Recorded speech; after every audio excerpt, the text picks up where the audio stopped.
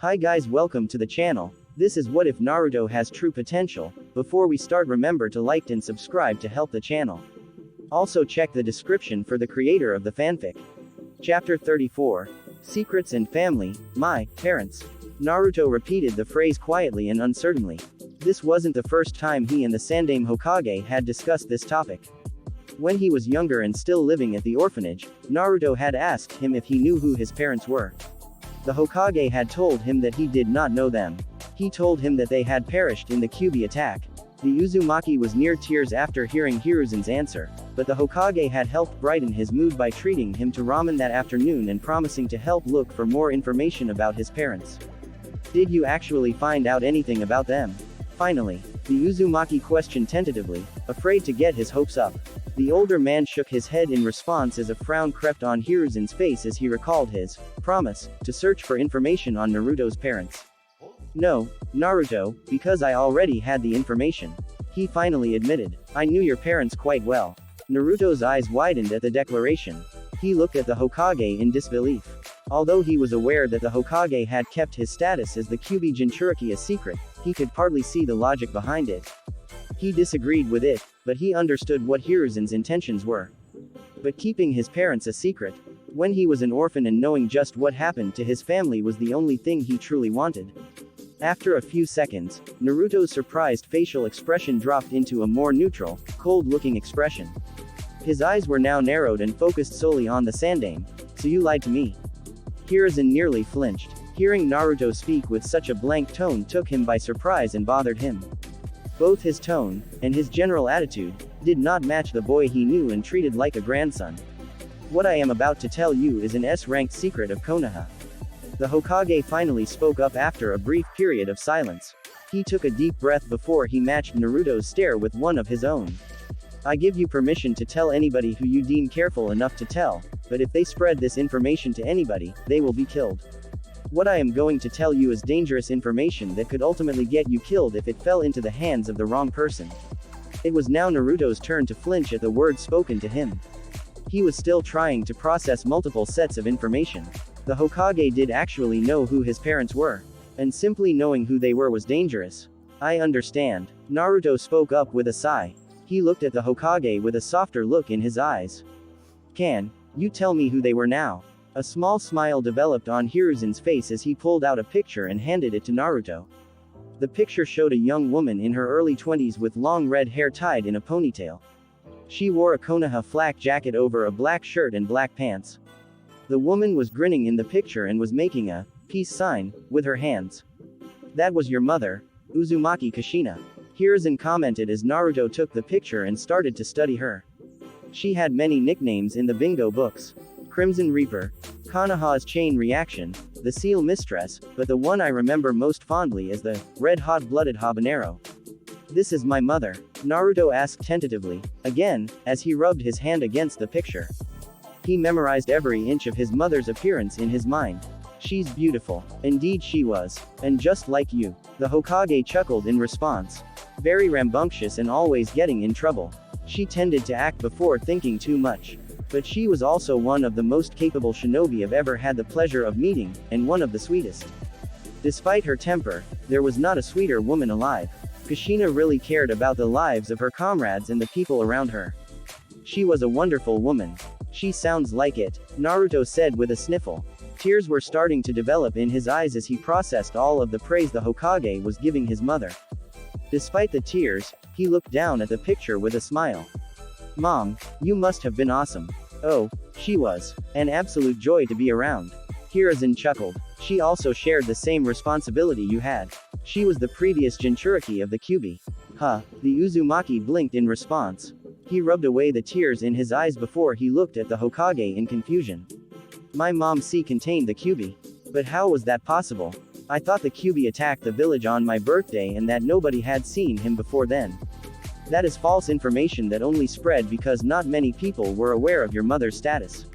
She was the second Jinchuriki of the Biju and you were the third. The Sandaime clarified. I don't know exactly what happened on the day of the attack. Your father had made the necessary plans to keep the Kyuubi contained when she gave birth to you. I have no proof of anything, but I suspect foul play. I've had a few shinobi personally investigating the specifics behind the attack, but nothing has come up yet.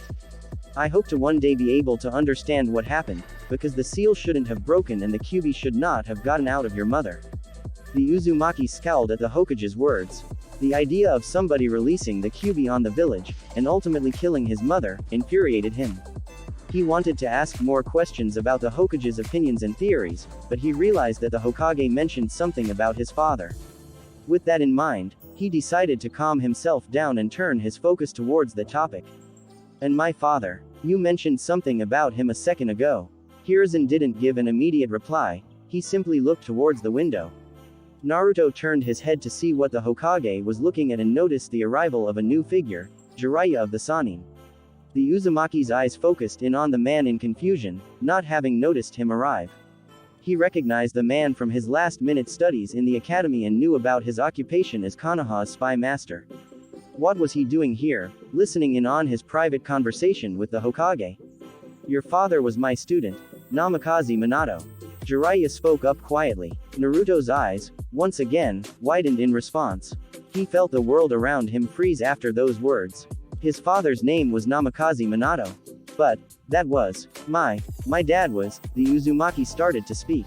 My successor, the Yondaime Hokage. Hiruzen finished for the blonde. Realization dawned on Naruto about why the topic was kept a secret from him.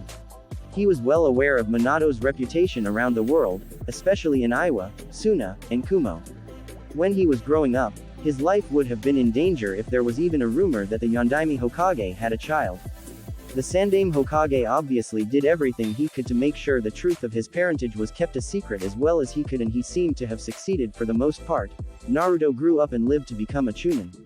He now had the maturity to understand the motive Hiruzen had to keep his parentage a secret. However, the Uzumaki looked downward, shaking his head slightly. Mixed emotions coursed through his body. He still had many feelings of admiration and respect for the Yondaime, the youngest Hokage ever and considered one of the nicest men Konoha had ever produced. Nothing was going to change a few basic facts. Naruto had respect for the man and had idolized him. However, Naruto had learned to look at things objectively. Thanks to his friendship with Kuretsuchi, he had started to look at the Yondaime a little more objectively.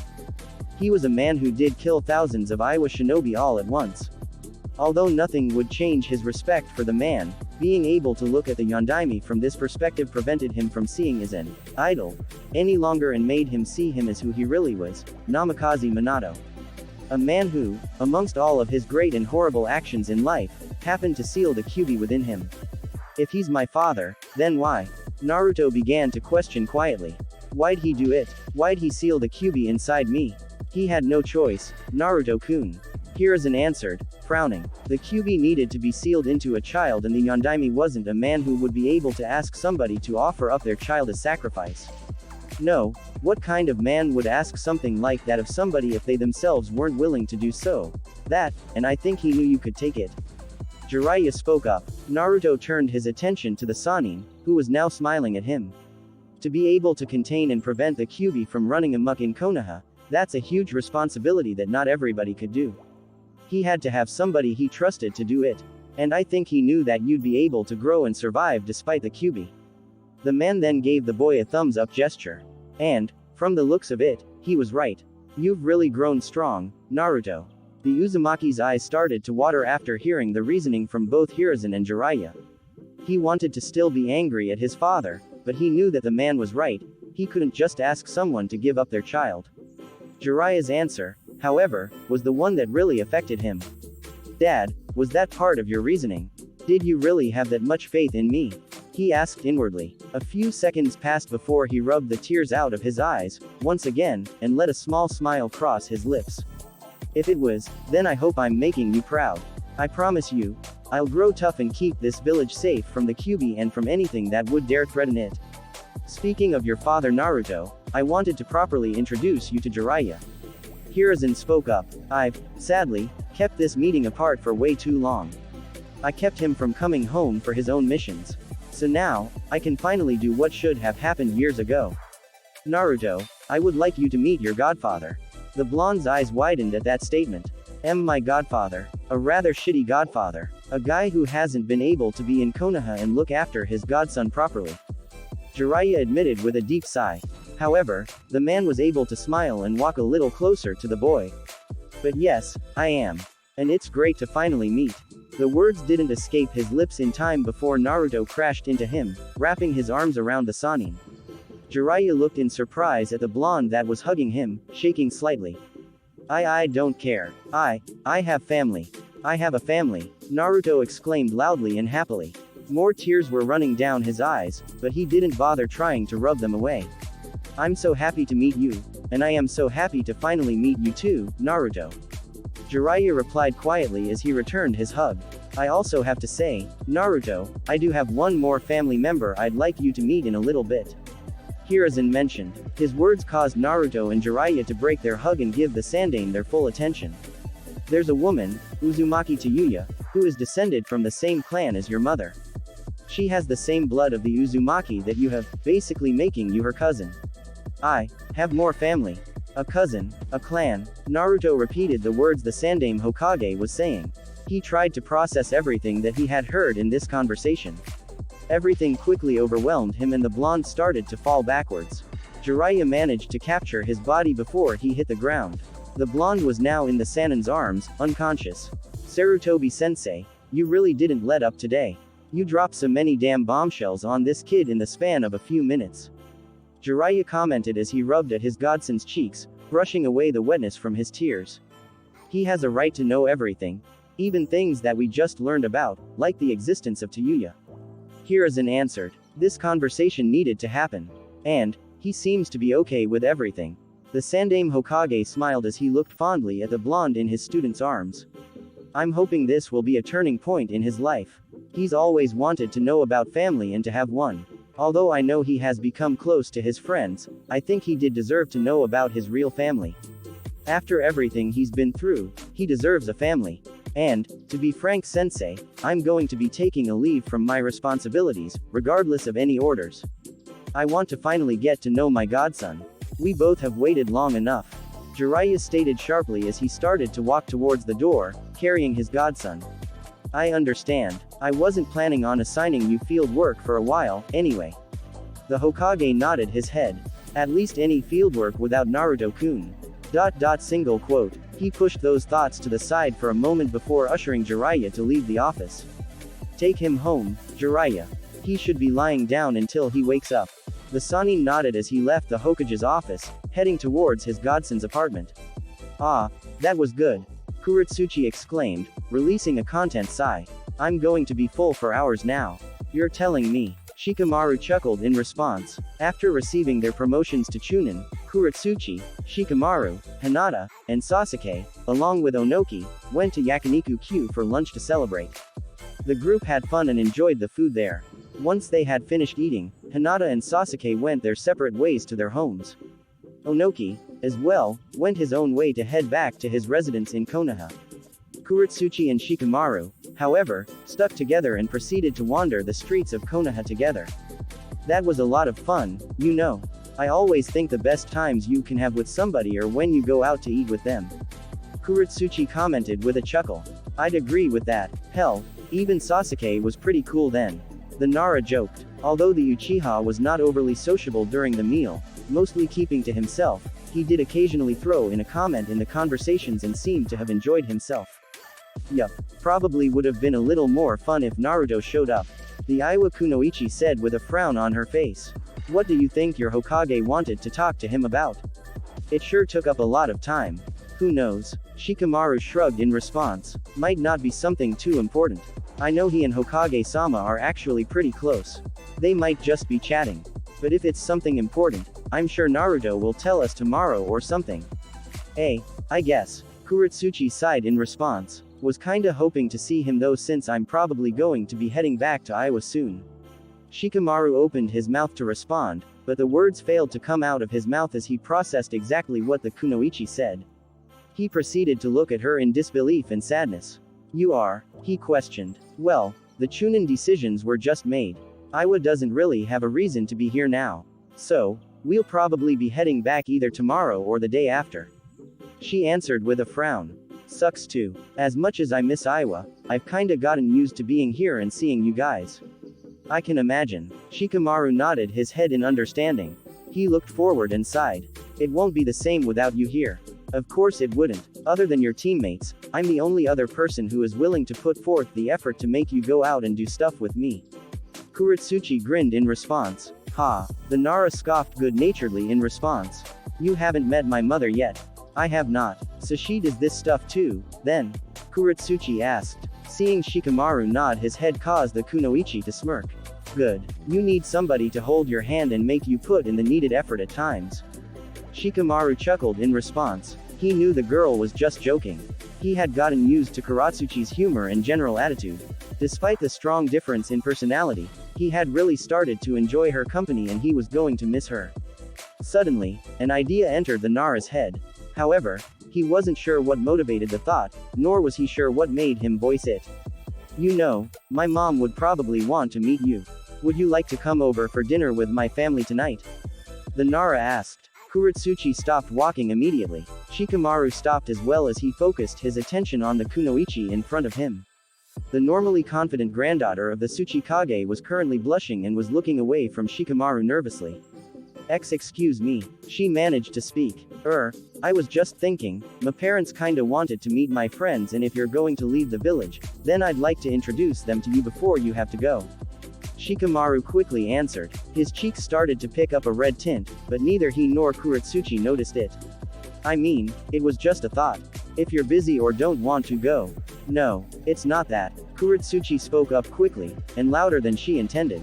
It just took me by surprise, that's all. I should be able to come by. The kunoichi then looked the Nara in the eyes and smiled, losing some of the nerves that were overcoming her. Yeah, I should be able to. I'll just have to go let my grandpa know. Go right ahead, Shikamaru chuckled. So I'll be seeing you later then. Yup, I'll see you later. Kuretsuchi replied with a smile before she quickly rushed off in the direction of her grandfather's residence. Shikamaru continued his walk alone towards his own home. He needed to talk to his parents about his plans and whether they'd be okay with the additional visitor for dinner. Seriously, Shikamaru, what the hell prompted that question? He asked himself as he continued on his walk. After eating lunch with Shikamaru, Sasuke, Kuretsuchi, and Onoki, Hinata went back home to the Hyuga clan compound. The kunoichi had a smile on her face after having a good time with her friends. She always felt this way every time she got the chance to spend time with them. Today was especially enjoyable to her because it had been a few days since she got the chance to meet with them. Due to the invasion and the necessary repairs that needed to be made around the village, everybody was busy. Hinata was doing her part, as were her own friends. Seeing them for the first time since the invasion, immediately after earning her Chunin promotion, put her in a joyous mood. The only way that her day would have been better would have been if Naruto could have come with them to lunch. Naruto-kun, she sighed mentally, trying to resist the urge to blush. Naruto, just like her and the rest of their friends, had been busy since the end of the invasion.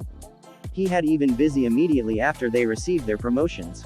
Unfortunately, that meant she had not seen him in a few days, nor did she have the opportunity to talk to him about her giving him a kiss. I can't wait any longer. He has to know that means something more, Hinata told herself, shaking her head in slight frustration. I'm going to need to just tell him how I feel. The next time we are alone together, I'll tell him. I will. I promise myself, she told herself. Filled with confidence that had slowly been building in her since the end of her academy days, Hyuga Hinata walked towards the Hyuga clan compound, prepared for whatever life had in store for her later that day. Everything about his research is so complete. Kabuto had managed to finish reading every single page of all of Orochimaru's research notes. He had already began doing experiments on the blood samples that were still within the lab. The former, right hand, to the Sannin had never felt more alive as he recalled everything he learned. He had done so much research on all of the different bloodlines and clans within the elemental nations. The Senju, the Uchiha, the Hazuka, the Kagaya, the Kurigane, the Uzumaki. Kabuto started to recall the various subjects that had appeared in the research notes. The man was starting to become more and more impatient. After reaffirming his goals and studying all of Orochimaru's research notes that he could, Kabuto was anxious to actually begin his plans and start trying to reach his goal. He was no longer afraid of potential death at the hands of Konoha shinobi. The man knew he could sneak around and avoid being seen and captured. He now needed to focus on just moving around, obtaining everything he needed, and beginning his own personal experiments. I really don't have the time to be wasting. It's about time I finally came out. Kabuto told himself as a smirk developed on his face. Time to go out in the world and begin the applications of my research and my plans. With that thought in his head, the right hand of Otogakur left the safety of the lab and headed out into the streets of Konoha. After a few hours of unconsciousness, Uzumaki Naruto finally woke up with a splitting pain in his head. He pulled himself out of his bed and stretched, trying to get used to being awake. Finally up, I don't recall seeing somebody stay unconscious for that long just after a conversation. The Uzumaki quickly turned his focus towards Jiraiya. The man was sitting in a chair by the door to his room with a brown, plain notebook in his hands. Once Naruto had woken up, Jiraiya put the book away and started to walk closer towards the blonde. It was then that information hit Naruto, once again. The memories of his conversation with Hiruzen re-entered his head. How Namikaze Minato and a woman named Uzumaki Kushina were his parents, how he had a cousin in the village, and how the man standing in front of him was his godfather. "How are you feeling, kid?" Jiraiya asked. "Need any water or something?" "No, I'm fine. I'm already becoming more awake." Naruto answered quickly. Jiraiya, "So, you really are my godfather, huh?" "Yeah," Jiraiya answered with a nervous smile. An awkward tension developed in the room as both the newly appointed Chunin and the Sannin stared at each other. Both had things they wanted to talk about with the other but were uncertain exactly how to start their conversation. Despite the tension, Naruto genuinely hated periods of silence. Therefore, with a nervous sigh, he tentatively broke the ice. "So, do you like ramen?" he questioned. "Hey." Jiraiya snickered at the question. "Probably not as much as you do, but I do enjoy ramen." "You ever had karage fried chicken?" "No, I have not." The Uzumaki shook his head. "Boy, you are missing out. I'll definitely order you your first meal, on me. 'Cause that stuff is the food of Kami-sama himself." The Sannin declared. "There's a place in Mizu no Kuni that serves the best type of meat you'll ever have." "Really? I wonder what type of ramen they have there then." Naruto wondered. The blonde then started to look at Jiraiya in curiosity. "So you're the spymaster of Konoha, right? The guy who is like never in Konoha because you're always out in some unknown town or village in the other countries. What's the rest of the world like? What's the coolest place you've seen?" Jiraiya grinned as he started to tell stories to the Uzumaki over the years as Konoha's spymaster, as well as the different types of people and places he encountered. He also made sure to answer a few questions the Uzumaki had about his parents' personalities and relationship. Similarly, Naruto told him about some of things about his own personal life, about his friends and about his days as a genin. The godfather and godson duo took the time to finally reconnect as if they hadn't just met for the first time, no longer having the tension that existed. Naruto enjoyed himself greatly, but there was still another thought in the back of his head. Jiraiya was not the only living family member he was informed about during his conversation with the Hokage. "Hey, Jiraiya," Naruto gave his godfather a curious look. Do you know where my cousin is supposed to be?" "Yeah, I know where her prison cell is." The Sannin nodded his head. "Want to go meet her?" "Yeah, I would." Naruto stopped himself mid-sentence as he processed what his godfather told him. He gave him a confused look. "Wait, prison cell, why is she there? Did she try and do something to Konoha?" "It's kinda a long story. I'll explain on the way." Jiraiya answered with a shrug as he started to walk towards the front door of Naruto's apartment. "Just follow me." With a nod of understanding, Naruto followed behind the Sannin. An awkward, tense silence had existed between Naruto and Jiraiya when they first truly started to talk with each other, but the blonde Uzumaki was easily able to break it. It was part of his natural charisma. This time, however, he was unable to break the ice, as he studied his cousin, Tayuya, intently. Jiraiya had informed him of his cousin's history and her actions. Naruto was now aware that she, like Dosu, was a former follower of Orochimaru. Unlike his friend, however, she was somebody who was caught and did not side against the traitor willingly. Jiraiya had informed him of her motivation that he and the Hokage had learned from her and he admired her for her ambitions. The conflicting ideas, of her work with Orochimaru and her ultimate goals to restore the Uzumaki clan, had confused the blonde exactly how she was going to be like and how to approach his conversation with her. Fortunately for him, Tayuya seemed willing to speak first. After studying the blonde for a few minutes in silence, she finally opened her mouth to talk to him. So, you're Naruto, huh? You're the other Uzumaki? She questioned. Yeah, that's me. Naruto answered with a nervous smile. No offense, but when I first heard about you, I was expecting a guy with less blonde hair. I don't think I've heard of a blonde Uzumaki. Tayuya commented. Her word choice suggested to Naruto that she was making a joke, but her tone of voice seemed to suggest otherwise. Yeah, my mother was an Uzumaki and she had red hair. I just didn't inherit it. The Uzumaki replied with a chuckle. I can see that. The former Sound 4 member deadpanned. She got up from her bed and walked closer towards Naruto. She continued to walk until she was directly in front of him. She then let a small smile grace her lips as she studied him. But I can just feel it. You're an Uzumaki. You're literally the second member of our clan I have ever met. The Uzumaki clan, our clan, it really is alive. I'm happy to meet you, Naruto. I am too, Tayuya nay. The blonde Uzumaki smiled in response. Nay. Tayuya blinked in response. The boy had just met her for the first time and he was referring to her with that honorific. She opened her mouth to question him about it, but she was interrupted when she felt him start to hug her. Immediately, her eyes hardened and she pulled him off. Get off me. Naruto blinked in confusion at her actions and frowned. Tayuya noticed immediately and sighed, shaking her head. Sorry about that, I just don't like physical contact like that. The kunoichi apologized. Nah, you shouldn't be sorry. The newly appointed Chunin shook his head. He then returned to smiling back at his cousin. Still, I really am glad to meet you and meet someone from our clan. I really didn't think there actually was an Uzumaki clan anymore. He then gave a curious look towards the kunoichi. And you really think there are more members of our clan around the nations? I don't think. I know. Tayuya answered confidently. She brought her hands together, her right fist colliding with the open palm of her left hand. I've already met our cousin in Kusa and I just know there are more out there. And you're going to find them, Naruto declared. He then shook his head, as if correcting his previous statement. No, we are going to find them and bring them back here. Look, do you actually believe the bullshit your Hokage was saying? He's not going to let me out of here. The former Sound 4 member answered with a shrug. Honestly, I'm just lucky he's even letting me meet you. There's no way in hell that he's going to give me a chance to flee the village. The old man's a good guy and he keeps his word. If he said he was willing to work with you and help with your goal, then he means it. Naruto told his cousin with a sigh. Believe that if you want.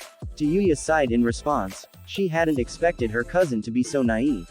All I know is that I worked under your Hokage's former student turned traitor. There's not a chance that he's actually sympathetic to my goals. Naruto frowned in response. He remained quiet for a few seconds as he tried to organize his thoughts together.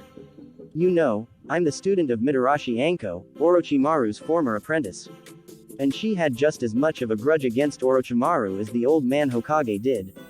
Naruto spoke up quietly. I understand very clearly everything Orochimaru has done and all the evil he has brought to the world. I'll never forgive him. And, yeah, I don't think I'd like to be around somebody who worked with him willingly like you did. Cause unlike a friend of mine, you seem to be aware exactly what Orochimaru was doing, but you were still working with him.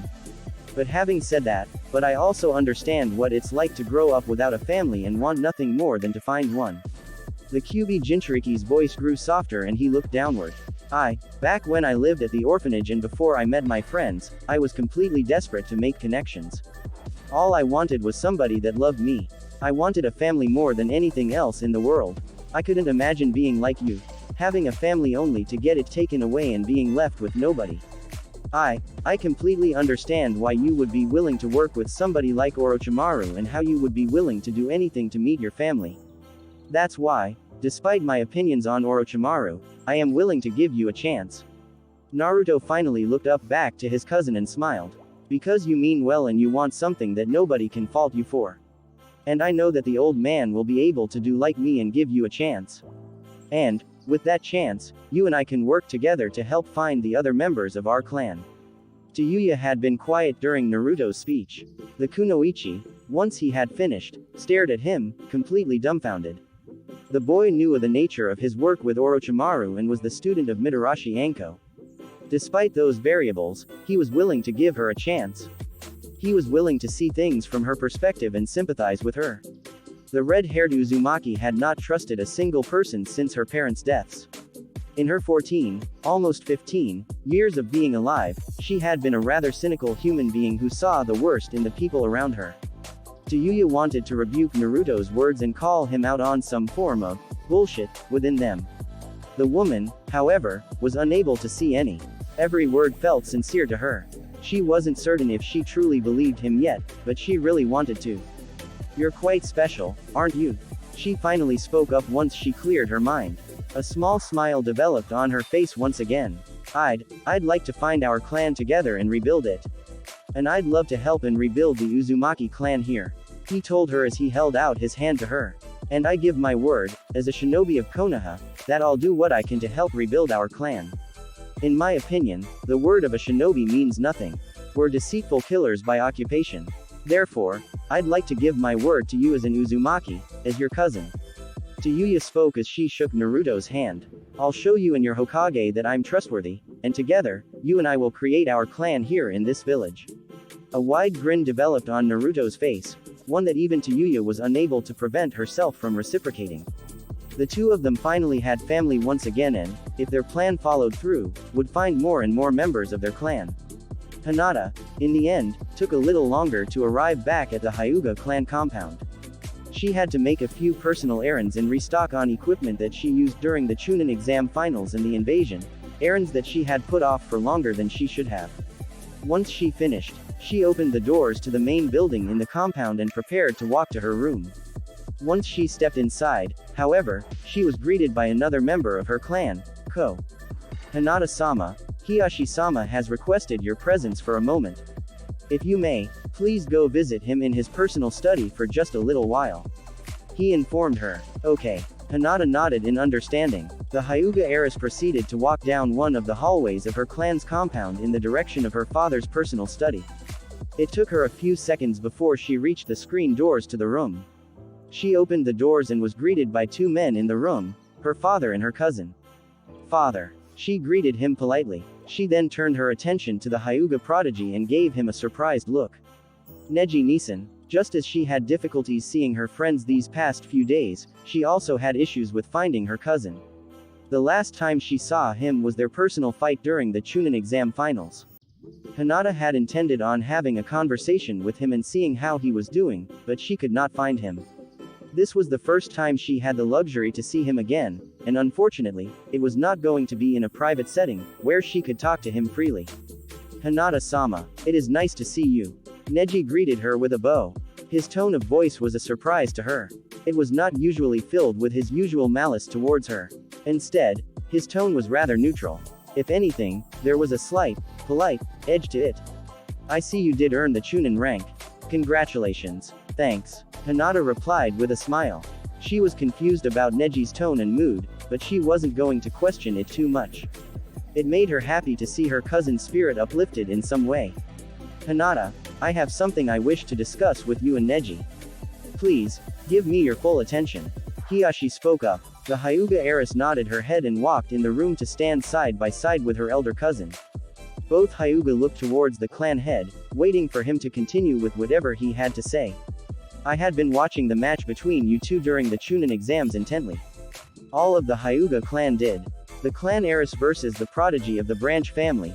There wasn't a single Hyuga in the audience that wasn't looking forward to your match. The results of the match stunned everybody, including me. Hiyashi noted. I saw the two shinobi in our clan with the most potential to change our ways. Hinata gave her a father-confused look. Excuse me. Neji blinked in response, expressing the same confusion as Hinata. This is something I've been thinking about for a long time. Hazashi triggered these thoughts and they've been in the back of my head ever since. But now I can't ignore it. The clan's division in two branches is weakening us as a unit. It feels as if we are two separate clans within one. Hiyashi admitted with a sigh as he shook his head in frustration. It is late for me to have this realization and do something about it. The elders of our clan have too much of a personal check on me to be able to do something now. However, I think they wouldn't be able to do anything to the strength of two rising figures in our clan.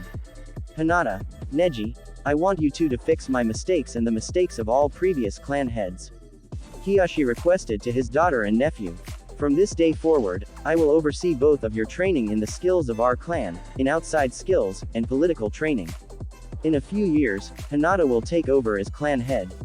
On that day, I want Neji to become your right hand, and the two of you together will bring forth reform to the clan.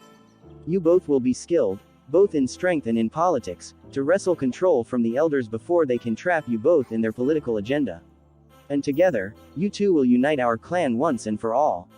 Hinata and Neji remained quiet for a few minutes after Hiyashi's speech. The two briefly exchanged looks between each other as they both tried to independently comprehend the full extent of what the father-uncle had just said. This will mean the removal of the seal on the branch family. Neji realized, his eyes widening as his hands instinctively went to his forehead protector and the seal underneath it. Correct. Hiyashi nodded his head in affirmation. Is this even a possible feat? Neji questioned as he closed his eyes in thought, trying to deduce the probability of Hiyashi's plan succeeding. We're going against traditions that have been in place longer than the existence of Konoha. The sole purpose of the elders is to maintain tradition. They aren't going to accept this, no matter what. This could ultimately lead to more divide in our clan. But if that's how we think, then nothing will change. Hinata spoke up quietly, yet confidently. Do you believe this can be done, Hinata-sama?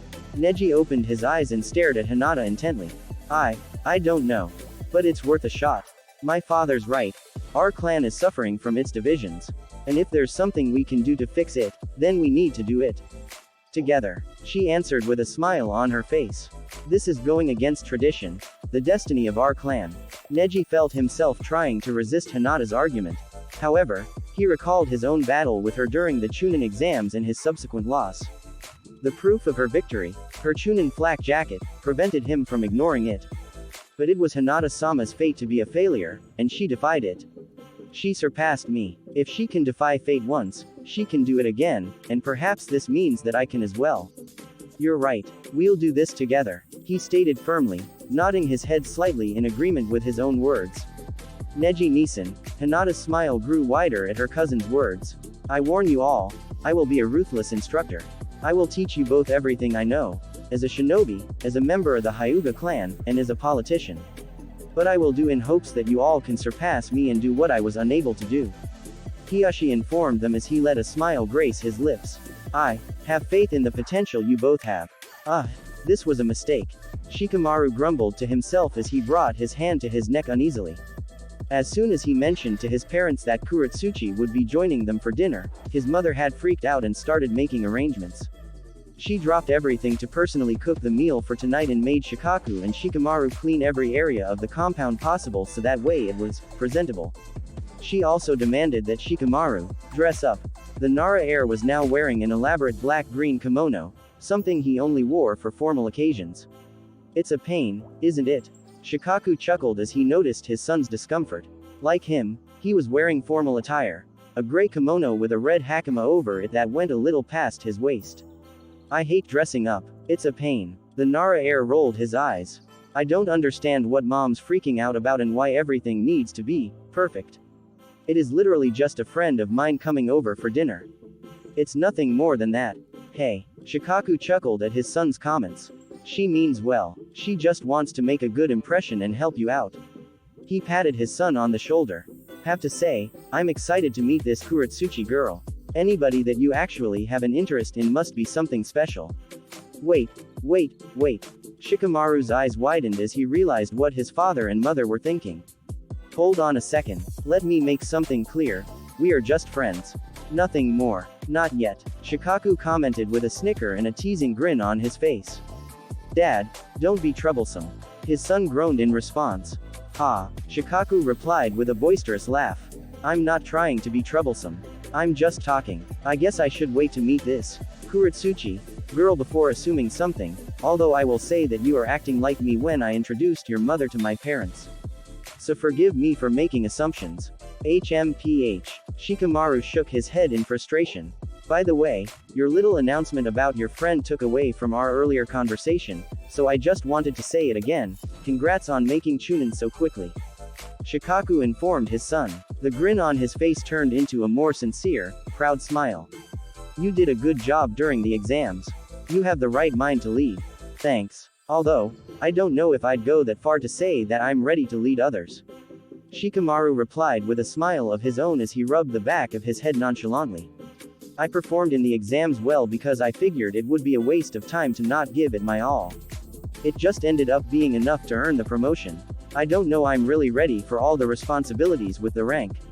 It doesn't matter if you personally feel like you're ready or not, you displayed the qualities that show you have the capabilities to lead. And that's all that matters. Shikaku informed him. The Nara clan head proceeded to give his son a more serious look.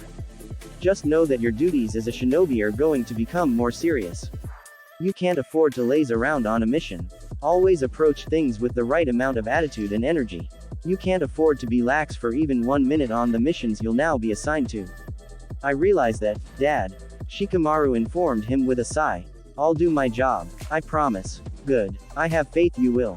And in your spare time, I'll ramp up your training. We'll start our training harder than ever until you learn everything that I can do. Shikaku informed him. Shikamaru opened his mouth to voice his opinions about more intensive training with his father, but the words died on his tongue as the sound of a knock sounded throughout the compound. That's her. Yoshino's voice boomed from another room in the compound. Shikamaru, let your friend in. We'll continue this talk later. Shikaku shrugged as he made a shooing gesture at his son. A smirk then developed on his face. Do as your mom said, Shikamaru. Go get your girlfriend and introduce us to her. Troublesome parents. Shikamaru rolled his eyes. With a sigh, the Nara heir walked towards the entrance to the compound. He then opened the front door to let Kuretsuchi in. Hey, come on in. Standing in front of him was Kuretsuchi. She was, however, not dressed in her normal attire. The girl was wearing a Western-style, sleeveless red dress. The dress went down from her neck and went down just below her knees. It was slightly tight and complemented her figure well. The kunoichi also wore a necklace with a singular pink gem on it. Shikamaru's eyes widened at the sight of the girl in front of him. He had never seen Kuretsuchi dressed like this before. Formal attire like dresses or kimonos didn't appear to fit her personality. Seeing her in a dress, however, showed him just good she looked in one, however. He had never really thought too much about his friend's physical appearance, but for the first time, he realized just attractive she actually was. Hey, she greeted him with a smile, pulling him out of his thoughts. Nice to see you can actually dress up. That your own kimono? I can dress up sometimes. And yes, it is. Shikamaru chuckled in response. Nice to see you dress up as well. You look nice, Kuretsuchi. A small pink tint developed on her cheeks, but the Aiwa kunoichi smiled in response. Thanks. Now, I'm not late or anything. It took me a little longer than I thought to find your clan's compound. No, you're on time. Shikamaru assured her. He then ushered for her to come inside. My parents have been excited to meet you, so come on in already. Don't have to tell me twice. She replied as she walked inside. Was Dad really that nerdy? He was the frickin' Yondaime.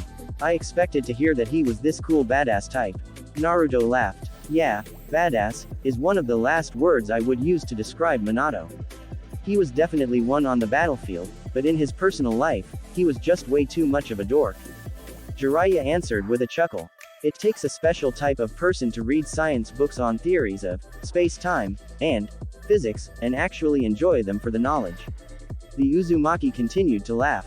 He and Jiraiya had spent most of the entire day simply chatting and getting to know each other. Naruto took every second he could to ask questions about his parents. Thanks to Jiraiya's answers, he was able to get a clearer picture of them in his head. They no longer seemed like blank silhouettes to him, and they were more than the names he had heard today. They were real people that he could actually imagine. Nothing would be able to take away his joy as he could finally envision what his parents were like. As the sun finished setting and the moon rose into the sky, Naruto started to yawn. He then walked over to his room slightly, mumbling, "Good night," to his godfather. You going to bed already, kid? It only just turned night time. Jiraiya questioned his godson teasingly. Yeah, I know, but I'm really tired. I've had a lot happen today and I need to sleep, I think. Naruto replied sleepily. Jiraiya nodded his head in understanding. He then walked towards the door to Naruto's apartment. I'll be over sometime tomorrow. You get some sleep then, Naruto. Take care. Naruto smiled as he waved goodbye to Jiraiya. He then entered his room and lied on his bed, feeling content. Today had been a crazy day. Him earning his Chunin rank was actually the most tame thing to happen to him today. Learning about his parents, meeting his godfather, and meeting his cousin, so many different things happened and it took a lot to process everything. However, he was happy to have learned everything. I finally know who my parents were. Dad was the frickin' Yondaime and was actually a nice guy, and mom was just like me. He chuckled to himself. A second passed by as a memory re-entered his mind. His mother was just like him. She was the Jinchuriki of the Kyuubi and the Hokage had suspicions about the nature of the Kyuubi attack. His mind sobered immediately and he felt himself becoming more awake once again. The old man may not be able to learn anything from his own investigations, but I bet I can learn something. I have a primary source, after all. He told himself. He got up from his bed and sat down. He took in a deep breath before he closed his eyes. When he reopened them, he was now in his mind, standing in front of the gate of the Kyuubi. The fox was currently lying down on the ground with his eyes closed, as if he was asleep. Yo, Kyuubi, Naruto called out to the fox. The fox didn't seem to have a reaction at all to Naruto's words. The Uzumaki's eyes then widened in realization as he recalled the word Shukaku had used during the invasion. Kurama. Immediately, the Kyuubi's eyes opened in anger and he charged towards Naruto, hitting the gate that was trapping him. The fox, unable to attack the boy, simply opted to snarl at him in anger. I already told you, boy, you don't have the right to call me that name. Damn you Shukaku for giving my name. The Kyuubi hissed. If you don't want me calling that, then fine. I was just trying to get your attention. Naruto said with a slight frown on his face. Although, are you sure you prefer Kyuubi? I mean, wouldn't you prefer to be called by your own then some title you have? Only one human has ever called me by my name and I will not insult his memory by letting you refer to me as such. So, yes, call me Kyuubi. The fox demanded. Alright, if you say. I don't want to upset you or anything. Naruto sighed in response. HMPH. The Kyuubi shook his head in response. Anyway, let's cut to the chase. I know why you are here. I overheard that conversation you had with your Hokage. You want to learn about the night where your damn father sealed me inside you. Yes, I do. The Uzumaki nodded his head in affirmation. Is the old man right and was something, or someone, involved? Something that released you from your seal and made you attack the village and kill my parents. A Jinchuriki's seal is weakened during childbirth. It gave me the one opportunity where I could have gotten out. Why do you assume I needed something help to release myself? The Kyuubi questioned Naruto. I don't know. The Hokage told me that my father made plans to make sure you couldn't get out alone, so I think somebody would have to have intervened. Naruto answered uneasily. Besides, it looked as if the person influenced you to attack the village. My mom was your Jinchuriki. Would you have really killed willingly? You're an idiot and I don't understand your logic. Your mother was the sole thing holding me back from my freedom. Why would I not want to get revenge and kill her? The Kyuubi continued to question. Again, I don't know. But I just don't think you would have. Naruto admitted with a sigh. Look, when we met the first time during the second exam, I felt there was a lot more to you than I initially thought. You didn't seem like the monster I had imagined you would be. And, well, knowing that you had a connection with my mom, I just can't imagine you killing her. I don't think you are evil like that. You don't think of me as evil. The Kyuubi appeared stunned by the revelation. I like to think I'm good at reading people. I may not be able to do it always, but I think I can meet somebody and get a feeling of what they are like. Naruto answered with a sigh. A man like Orochimaru or those two guys that attacked us on Tenchi Bridge, they were evil. I could tell almost immediately. But you, the Uzumaki let a small, uneasy smile cross his lips. I just think there's something else to you. I can tell you're an angry person, but I don't know if evil is the right word I would use. I don't know how to explain it, but I just feel it. And because of that, I really feel that you wouldn't just attack the village and kill my parents, especially my mom, just like that. The fox's eyes were wide in surprise. He simply could not understand Naruto's logic. The Uzumaki could just feel that he wasn't evil. He didn't seem like to kill meaninglessly. The Kyuubi hated humanity. Humans were, in his opinion, the root of all evil in the world. Naruto, in his mind, was just like the others and he wanted to try and distance himself from him once the two had established their mental connection with each other. He tried to antagonize him and offend the blonde into hating him. He, however, seemed to ignore the QB's attempts and seemed willing to give him a chance. If the blonde didn't see him as evil, would he then see him as something more than just a tool? Probably not. The fox thought bitterly. However, he's interested me enough that I think I can tell him about the truth. You amuse me, kid. Very well, I will talk to you about the day of your birth. He spoke, getting Naruto's attention. Now, before I begin, I have to ask you one question. What do you know about Uchiha Madara? Night fell over Konoha. Many of the residents were starting to turn in and go off to sleep. Unlike them, however, Jiraiya instead was walking through the streets feeling relief that he hadn't felt in years. After years of waiting, he finally got to meet his godson. He was now also on the way to developing a genuine relationship with him. Minato, Kushina, you two would be so pleased with the man he is becoming. Jiraiya told himself with a smile on his lips. Due to the day and the sheer amount of fun he had been having with Naruto, the Toad Sannin waited until Naruto went to sleep before he continued with his duties and head towards the Hokage's office. He entered the room through the window. Hiruzen, as he had expected, was still in the office and was working on paperwork. The Sannin smirked at the sight of his sensei, hard at work. You know, it's days like these where I see you do nothing but paperwork when I realize I'm glad I'm not the Hokage. I could never stay cooped up in an office doing busy work. He commented to his teacher. This, busy work, is only because of the invasion and needs to be done. It's not much of an issue. Hiruzen replied, not even looking up to his student.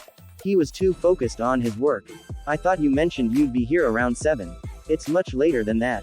Yeah, I know. Sorry about that, the Sannin replied, rubbing the back of his head.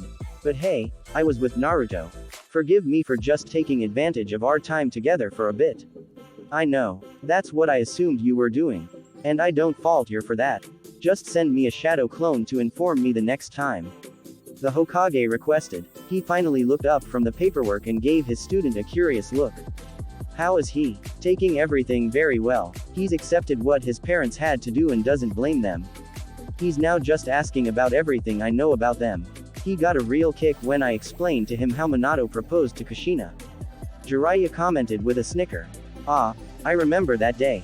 Hiruzen smiled fondly as he remembered the elaborate plan Minato had for Kushina. Kushina really rubbed off on him. It's the only way I can ever truly explain why he, the rule-abiding, polite Namikaze Minato, was willing to vandalize the Hokage monument to write, "Will you marry me, Kushina Haim?" and paint a small, chibi-like version of himself on his knees. You may call it vandalism, but the villagers and I had to say that it was cute, especially when she responded back by writing the word, yes, underneath and painting a chibi version of herself kissing him. The Sannin stated as his snickering turned into full-blown laughter. It was cute, yes. They were a lovely couple. Hiruzen chuckled. He then pushed the thought to the side to focus on why he had called Jiraiya to the office. And did you introduce him to his cousin? I did, and to be honest, they hit it off better than I thought. Jiraiya admitted. Based on the little interaction I had with her, I thought she was going to hate him, but she seemed to be interested in him. And they both were just excited to meet another Uzumaki. I figured. The Sandaime Hokage nodded his head in understanding. I'd like for them to strengthen their relationship and help re-establish the Uzumaki clan. I'm thinking of assigning them to a mission to investigate Uzushiogakure. Jiraiya blinked in response. Assign a mission, sensei? Tayuya isn't a Konoha shinobi. Yeah, she seems to get along with Naruto, but we still don't know how sincere she truly is. I want to believe her, but you have to be realistic with how you handle her. I realize all of this. Tayuya is still a wild card in regards to her loyalties. That is why on that mission, I'd like you to go with them and observe her. See if she makes an attempt against Konoha or tries to flee. This can really test if she is being truthful in regards to her loyalty. Hiruzen stated. Besides, I feel like letting her visit Uzushiogakure will show her that she, and the Uzumaki clan, means something to us. I feel like this could ultimately result in her becoming a trustworthy shinobi who doesn't have to live a life under arrest. This could pave the way to her becoming an active member of Konoha. I see. Jiraiya nodded his head in understanding. I can do that, so the mission will just be me, Naruto, and Tayuya. Yes. I'll make it a B-rank mission and will pay for it myself. I'll work out the specific details later, but I'd really appreciate if they tried to maybe learn something from their trip about their clan. After all, most of the areas of Uzushiogakure are still inaccessible to non-Uzumaki. That clan was too good with Fuinjutsu. Hiruzen chuckled. And who knows, maybe along the way, they'll encounter more members of their clan. There are rumors that a few members of the clan live somewhere near the ruins of the village. It's all possible, who knows? Jiraiya shrugged. But I'll definitely be willing to go on the mission. Send me a message when you want us to head out and I'll make the arrangements with her and Naruto. Will do. Expect the mission within the next few days. I'll file the official mission once I have the time. Hiruzen informed him. This was honestly all I wanted to discuss with you. You're dismissed now, Jiraiya. The Sannin nodded. He then left the office, mumbling something about red light district and research. Hiruzen chuckled at his student's words before returning his focus to his paperwork. He was just about to start up again when he was interrupted the sound of his office's door being slammed open. Hokage-sama, a Chunin exclaimed frantically as he rushed inside. Someone from Oto attacked the researchers that were studying Orochimaru's corpse. What? The Sandaime shouted before he made a singular hand sign, disappearing in a shunshin. Deep within the basement of the Torture and Investigation Department was a room filled with the bodies of 4 dead researchers. They were all Tokubetsu Jonin specializing in forensic investigation and were studying Orochimaru's body. All of them were amongst 5 shinobi hand-chosen by the Hokage to work on this case, making him feel personally responsible for their deaths. Ibiki, due to his role as the head of the department, and the Sandaime were currently in the room doing their own investigation of the murders. How do we know someone from Oto killed them? Hiruzen questioned. 4 out of the 5 died. The 5th one is currently in the hospital and is being treated. We don't know if he'll make it through. Ibiki sighed in response. He, too, was involved with the decision-making process for the researchers and, therefore, felt that he was also partially responsible for their deaths. Nevertheless, he was conscious when we arrived on the scene and he recognized the Otogakure forehead protectors. Did he mention any specifics of the attacker's appearance? The Hokage asked. Silver hair and glasses. Ibiki answered, gritting his teeth. Hiruzen's eyes darkened. Yakushi Kabuto, damn it. The Sandaime slammed his fist against the wall of the room, causing it to crack slightly. Ibiki had no reaction to the Hokage's action. So much damage could have been saved if we had recognized that spy sooner. I've already informed the Anbu and they are out scouring the village for him. Ibiki informed him. If they don't find him before tonight, I'd recommend putting him in the bingo book. He's a threat to this village the longer he is left alive, especially considering what he has taken from the village. What did he take? Hiruzen's eyes narrowed on the T&I department head. As you can see here, he has taken Orochimaru's right hand. Ibiki explained, pointing to Orochimaru's body. The deceased body was still in the room, lying on a table with a bunch of instruments next to it. As Ibiki had said, the body was missing its right hand. For some reason, he didn't take the whole body. I presume he wanted some of his master's DNA, but didn't want to travel with the whole body. I don't really know his full motives. The Tokubetsu Jonin gritted his teeth again, imagining the spy escaping the village. Regardless, that wasn't all he took. Apparently, he broke into the graves of many important shinobi and labs in the building here and stole DNA and blood samples from them. The Sandaime's face paled immediately. What samples did he take? Plenty of them. But there was one body he raided in particular. The entire body was taken, along with all of the associated blood samples we had of her.